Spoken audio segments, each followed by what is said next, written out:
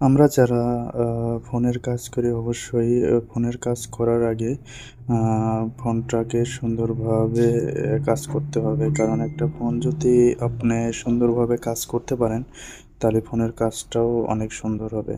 আজকের যে OnePlus ফোনটা আ খুলতেছি, এটার সমস্যা হচ্ছে হলো এটার ক্যামেরা ইস্যু বা ক্যামেরা আসে না। আবার ক্যামেরা মাঝেমধ্যে আসে, আবার অনেক ঘোলা হয়ে যায়।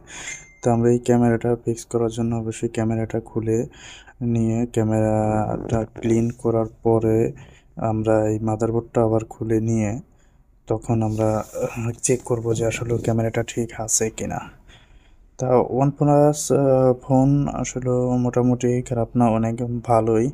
আ আমরা যারা আ ফোনের কাজ করি অবশ্যই ফোনের কাজ করার আগে আ ফোনটাকে সুন্দরভাবে কাজ করতে হবে। কারণ একটা ফোন যদি আপনি সুন্দরভাবে কাজ করতে পারেন, তাহলে ফোনের কাজটাও অনেক সুন্দর হবে।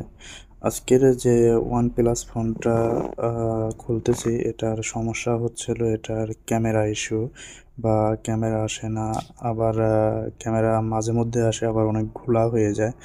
তো আমরা এই ক্যামেরাটা ফিক্স করার জন্য অবশ্যই ক্যামেরাটা খুলে নিয়ে ক্যামেরাটা ক্লিন করার পরে আমরা এই মাদারবোর্ডটা আবার খুলে নিয়ে তখন আমরা চেক করব যে আসলে ক্যামেরাটা ঠিক আছে কিনা। তা OnePlus ফোন আসলে মোটামুটি খারাপ না, অনেক ভালোই।